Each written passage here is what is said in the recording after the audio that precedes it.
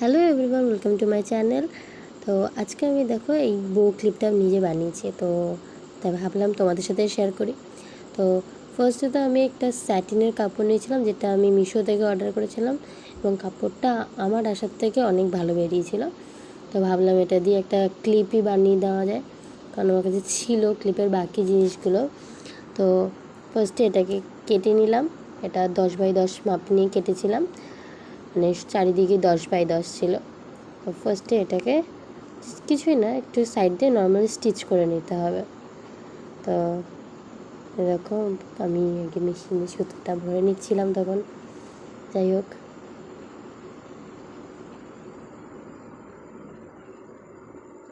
বাকিটা খুলে গেছে।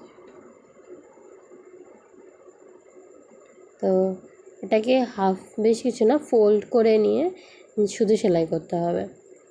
তারপর এটাকে উল্টে তারপরে আবার এটা কী করতে হবে, দুটো সাইডকে এক জায়গায় পুরো মিডলে আনতে হবে, এবং মাঝখানে এনে তারপরে সেই মাঝ বরাবর ওটাকে সেলাই করতে হবে আবার। তো আমার এই মাঝ বরাবর আনতে একটু অসুবিধা হচ্ছিলো, কারণ যেহেতু এটা স্যাটিনের কাপড়, তো এটা খুব স্লিপ করছিল। তা আমার একটু সমস্যা হচ্ছিলো, কারণ বারবার আমি যতবারই এক জায়গায় আনছি না কেন, যেহেতু দুটো মাথা থেকে সুতো বেরিয়ে যায়, এই কাপড়টা খুব মানে কী বলবো, মানে একটু টান লাগলে সুতো বেরিয়ে যায়, তাই জন্য একটু ভয়েই ছিলাম। তো যাই হোক, একটু কষ্ট করেই, একটু টাইম লেগেছে, কিন্তু হয়ে গেছে সেলাই করা। তো এরপরে আমি যেটা করেছিলাম, এটার ওপরে একটা ব্যান্ড মতো দিতে হবে।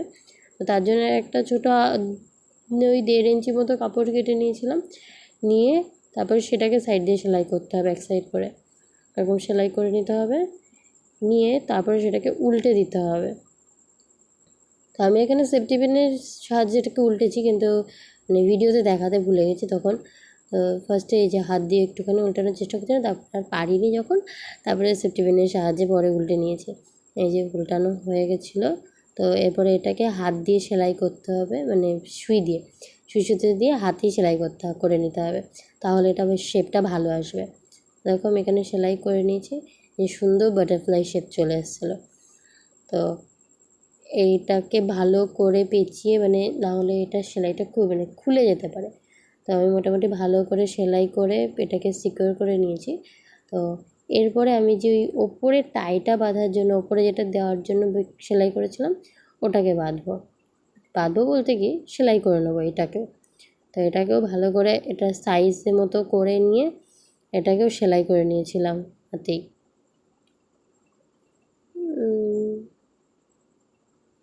তো এটা সেলাই করে নিয়ে তারপরে এটার যে বাড়তি যে কাপড়টা ছিল, ওটাকেও কেটে নিয়েছিলাম আমি।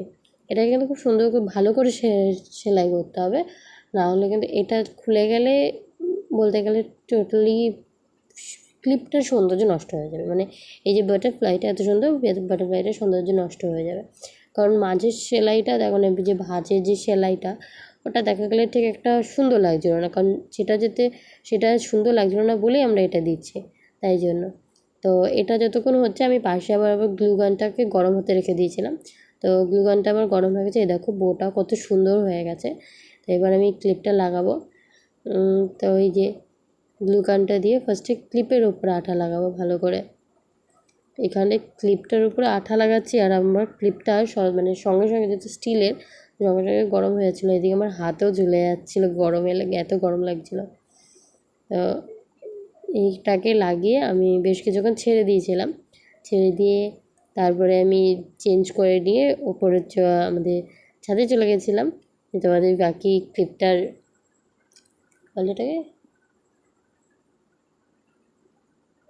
ক্লিপটা কেমন হচ্ছে সেই রিভিউটা দেওয়ার জন্য। তো চলো দেখো ক্লিপটা কেমন হতে সুন্দর হয়েছে। মানে আমি আশা করিনি যে আমি এত সুন্দর ক্লিপটা বানিয়ে ফেলতে পারবো, তো খুব সুন্দর হয়েছে।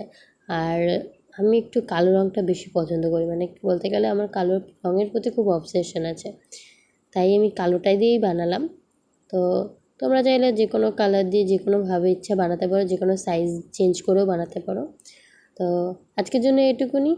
ভালো লাগলে অবশ্যই ভিডিওতে একটা লাইক করে দিও। টাটা।